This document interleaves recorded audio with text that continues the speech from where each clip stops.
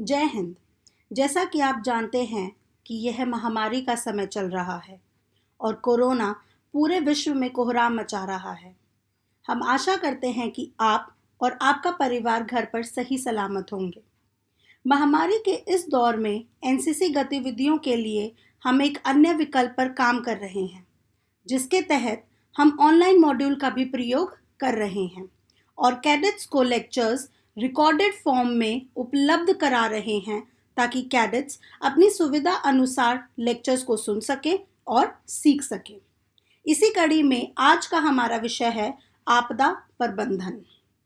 आपको इस विषय के बारे में पढ़ाने का उद्देश्य यह है कि आपको आपदा प्रबंधन के बारे में जानकारी दी जा सके। इस विषय को हम 3 भाग में पढ़ेंगे। भाग 1, आपदा क्या होती है, कितने प्रकार की होती है तथा उसका प्रबंधन कैसे किया जा सकता है। भाग 2, हम उन संस्थाओं तथा उनकी नीतियों के बारे में पढ़ेंगे जो इस क्षेत्र में काम कर रही हैं। भाग 3, एनसीसी की इसमें क्या भूमिका है। अब बात करते हैं कि आपदा होती क्या है। कोई भी प्राकृतिक या मानव निर्मित घटना जो हमारे रोजमर्रा की जिंदगी में नहीं होती, या कोई ऐसी अनचाही घटना जो एक क्षेत्र में बहुत बड़े स्तर पर तबाही ला दे और स्थानीय प्रशासन उससे निपटने में सक्षम ना हो और स्पेशल फोर्सेस को इसको काबू करने के लिए बुलाना पड़े, इसे हम आपदा कहते हैं। आइए देखते हैं आपदा कितने प्रकार की होती है। यह 2 प्रकार की होती है, प्राकृतिक और मानव निर्मित। प्राकृतिक आपदा, यह वह आपदा होती है जिसमें मनुष्य का कोई योगदान नहीं होता। इसको आगे हम 3 भाग में बांट सकते हैं, वायु संबंधित, जल संबंधित और भू संबंधित। वायु संबंधित जैसे कि तूफान, आंधी, बवंडर यानी कि तेज हवाएं जो गोल गोल घूमती हुई ऊपर उठती हैं और अपने रास्ते में आने वाली हर वस्तु को अपने साथ उड़ा ले जाती हैं। जल संबंधित जैसे बाढ़, अत्यधिक वर्षा जिसमें चारों तरफ पानी ही पानी हो जाए, बादल का गरज और बिजली के साथ फटना जो कि अधिकतर पहाड़ी क्षेत्रों में होता है, या अकाल जिसमें पानी पीने तक को ना मिले।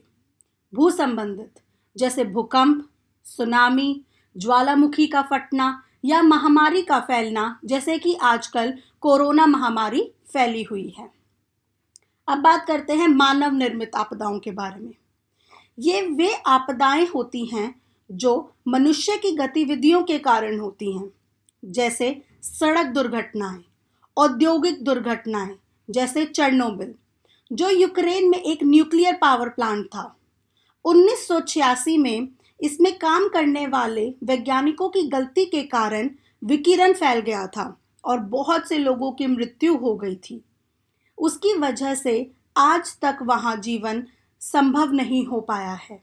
या भारत में हुई दुर्घटनाएं जैसे भोपाल गैस त्रासदी या कुछ दिन पहले घटी विशाखापट्टनम गैस त्रासदी जो कि 7 मई को घटी, जिसमें LG polymers chemical plant RR Venkatapuram जो कि लॉकडाउन के चलते बंद था और दोबारा चलने पर उसमें गैस लीक हो गई। इससे हजारों लोग प्रभावित हुए और कई जानें चली गई। आग, दूषित भोजन, आतंकवादी गतिविधियां, युद्ध जिसमें बहुत से आम लोगों की जान चली जाती है। दुर्घटनाएं जैसे हिरोशिमा और नागासाकी पर अमेरिका की वायुसेना द्वारा एटम बम गिराने से लाखों निर्दोष नागरिक मारे गए, या पर्यावरण असंतुलन और अधिकतर या अत्यधिक प्रदूषण। अब हम बात करते हैं प्राकृतिक और दूसरी आपदाओं के दौरान दी जाने वाली सहायताओं के बारे में। पहला, सूचना केंद्र की स्थापना करना ताकि लोगों को सही सूचना दी जा सके और जिन लोगों के परिवार के सदस्य आपदा में फंसे हैं उनकी बात हो सके। आपदाओं के समय हमारी दूरसंचार की सेवाएं ठप हो जाती हैं, उन्हें ठीक करके दोबारा चालू करना ताकि लोगों के बीच डर ना फैले। 2, जब कोई आपदा होती है तो हमारी यातायात की व्यवस्था भी ठप पड़ जाती है। हमें उसे ठीक करना चाहिए ताकि लोगों का आवागमन बना रहे और डर ना फैले। 3. आपदा के दौरान लोग अपने घर व वस्तुओं को खो देते हैं। उनके लिए राहत कैंप बनाने चाहिए ताकि वे वहां रह सके और उनकी मदद की जा सके। 4. आपदा के दौरान फंसे हुए लोगों को बाहर निकालना।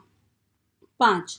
जो लोग आपदा के समय घायल हो जाते हैं उनको मेडिकल कैंप लगाकर प्राथमिक चिकित्सा सहायता देना। 6.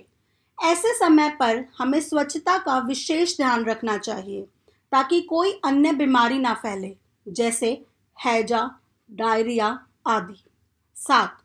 लोगों के लिए राहत सामग्री जैसे भोजन, पानी, कपड़े, दवाइयाँ आदि का प्रबंध कराना। 8. शवों का निपटारा करना ताकि लोगों में डर ना फैले तथा कोई अन्य बीमारी ना फैले, वातावरण में कोई दुर्गंध ना फैले। 9. सही तरह से पेट्रोलिंग की जाए ताकि लोगों की जान माल की हानि को बचाया जा सके और अथॉरिटी से उचित संवाद स्थापित रखना चाहिए ताकि कोई अफवाह ना फैले। 10. कई बार हवाई दुर्घटनाएं रिमोट एरियाज में हो जाती हैं जहां कोई सुविधा नहीं होती। वहां पूरी खोजबीन की जानी चाहिए और उचित सहायता दी जानी चाहिए। अगला है डिजास्टर मैनेजमेंट और सिविल अफेयर्स। भारत में सरकार ने कई ऐसे विभाग व संस्थाएं बनाई हैं जो आपदा के समय हमारी सहायता करते हैं। उनमें से एक है सिविल डिफेंस ऑर्गेनाइजेशन।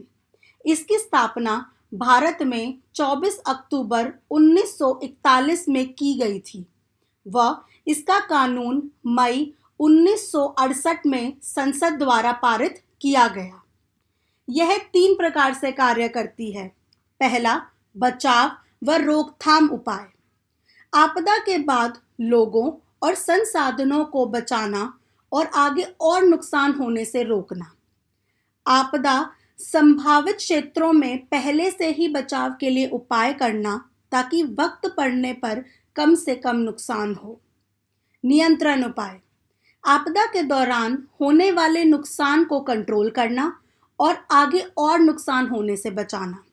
सेवा बहाल करना। आपदा के दौरान जो सेवाएं बंद हो जाती हैं उन्हें दोबारा चालू करना, जैसे यातायात, दूरसंचार, चिकित्सा सहायता आदि। अब हम बात करते हैं सिविल डिफेंस की। राष्ट्रीय स्तर पर गृह मंत्रालय सिविल डिफेंस के लिए जिम्मेदार होता है।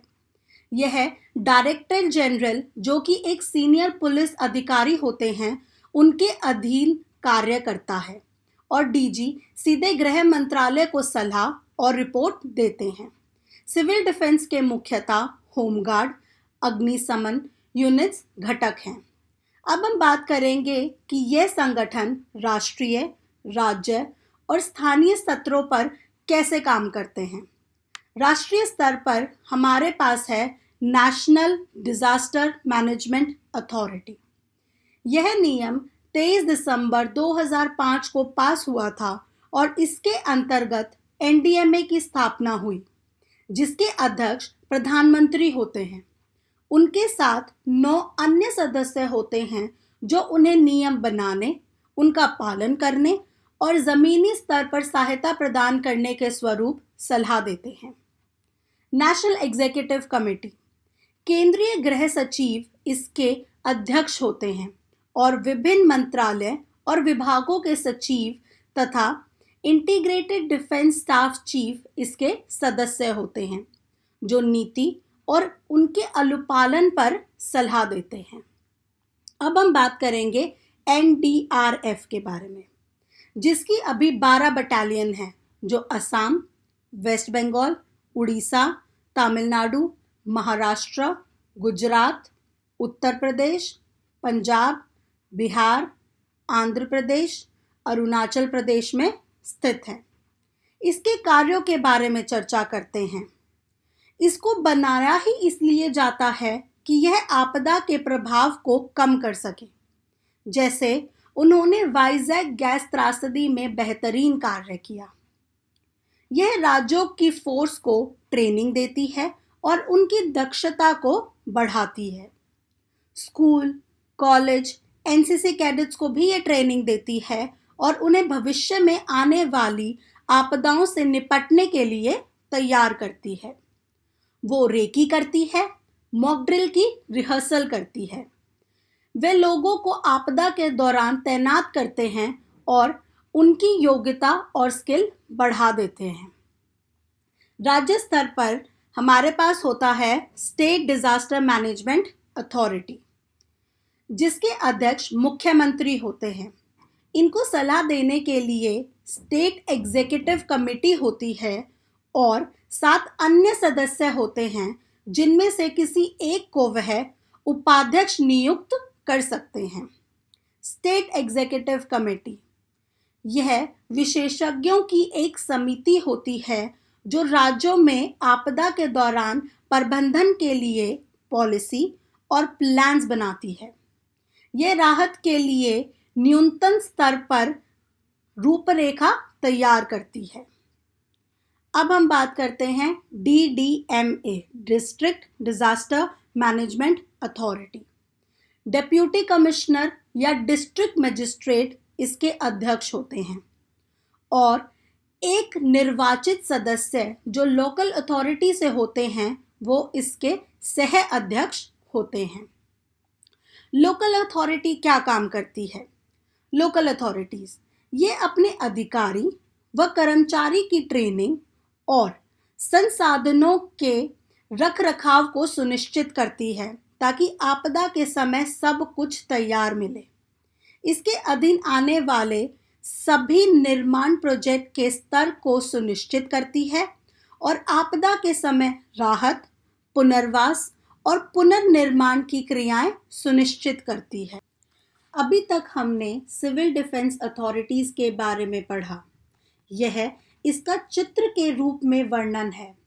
इसमें साफ तौर पर हम देख सकते हैं कि NDMA के अंतर्गत विभिन्न विभाग जैसे नीति आयोग, सरकार के अलग अलग विभाग, NDRF और सशस्त्र सेनाएं आदि आते हैं।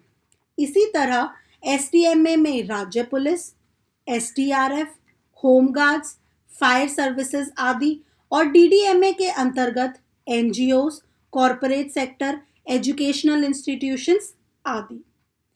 तीसरे भाग में हम NCC द्वारा दी जाने वाली सहायता के बारे में पढ़ेंगे। NCC आपदा के दौरान बचाव और राहत कार्य तेज गति के साथ करती है। ADG, DDG निर्णय लेने वाले अधिकारी होते हैं जो DG NCC को सूचित करते हुए उनके निर्देश पर कार्य शुरू कर देते हैं। स्थानीय अथॉरिटीज के साथ तालमेल रखते हुए ग्रुप कमांडर और बटालियन कमांडर धरातल पर कार्य करते हैं। NCC सहायता प्रदान करने का तरीका। जैसे ही सिविल अथॉरिटीज से सहायता की मांग की जाती है तो ग्रुप कमांडर या बटालियन कमांडर तुरंत से कार्रवाई शुरू कर देते हैं। जितनी जल्दी हो सके उतनी ही गति से ANO, PI स्टाफ और कैडेट्स को इकट्ठा करते हैं। उनके विभिन्न दल बना देते हैं, उनको ज़रूरी हिदायत देते हैं और उनके दल के अनुसार स्थानीय प्रशासन को सौंप देते हैं। सहायता का मुआयना करते हैं और समय समय पर उनको उचित मार्गदर्शन देते रहते हैं। आपदा के समय NCC की भूमिका। ट्रैफिक पुलिस के साथ मिलकर सुनिश्चित करना कि कोई ट्रैफिक जाम न लगे और लोगों की आवाजाही सुनिश्चित हो सके। सिविल अथॉरिटीज के साथ मिलकर आपातकालीन सेवाएं बहाल करना जैसे कि भोजन, पानी, कपड़े, दवाइयाँ आदि। लोगों को सही सूचना देना ताकि कोई अफवाह ना फैले और लोग अपने संबंधियों के बारे में सही जानकारी ले सके। जैसे कि हमने पहले भी बताया कि आपातकालीन सेवाएं बहाल करना जैसे भोजन, पानी, कपड़े और दवाइयाँ आदि। घायल लोगों को चिकित्सा सहायता उपलब्ध कराना। लोगों को जागरूक करना, उनको ऐसे समय में क्या करना चाहिए और क्या नहीं करना चाहिए, इसकी जानकारी देना। सिविल अथॉरिटीज के साथ मिलकर बेघर हुए लोगों के लिए रहने की व्यवस्था करना। स्वच्छता बनाए रखना ताकि कोई अन्य बीमारी ना फैले। जो लोग अभी भी फंसे हुए हैं उनको सिविल अथॉरिटीज के साथ मिलकर बाहर निकालना। जिन लोगों की इस दौरान मृत्यु हो गई है उनके शवों का उचित विधि द्वारा निपटारा करना, जिससे वातावरण में बदबू ना फैले, कोई बीमारी ना फैले और डर का माहौल पैदा ना हो। ग्रुप बनाना। कैडेट्स की योग्यता के अनुसार उन्हें निम्नलिखित ग्रुप में बांट दिया जाता है। पहला है ट्रैफिक कंट्रोल ग्रुप। जो कैडेट्स ट्रैफिक नियमों की जानकारी रखते हैं उन्हें ट्रैफिक कंट्रोल ग्रुप में भेज दिया जाता है। Relief group. इस ग्रुप में कुछ कैडेट को बांट दिया जाता है जो सहायक सामग्री प्राप्त करके उन्हें जरूरतमंदों के बांटने में सिविल अथॉरिटीज की मदद करते हैं। Shelter management group. Civil authorities के साथ मिलकर टेंट लगाने का कार्य कुछ कैडेट्स को सौंप दिया जाता है। वे कैडेट्स उन लोगों की मदद भी करते हैं जो उन कैंप्स में रह रहे होते हैं। Evacuating and rescue group. शारीरिक रूप से मजबूत कैडेट्स को इस ग्रुप में रखा जाता है जो सिविल अथॉरिटीज की मदद करते हैं आपदा में फंसे लोगों को निकालने में। First aid medical group. जिन कैडेट्स को फर्स्ट एड, नर्सिंग या दवाइयों का ज्ञान होता है उन्हें इस ग्रुप में रखा जाता है। कारकास डिस्पोजल ग्रुप। शारीरिक व मानसिक रूप से मजबूत कैडेट्स को शव निपटान समूह में बांट दिया जाता है। Sanitation group. कुछ कैडेट्स को स्वच्छता व सफाई के काम में लगा दिया जाता है।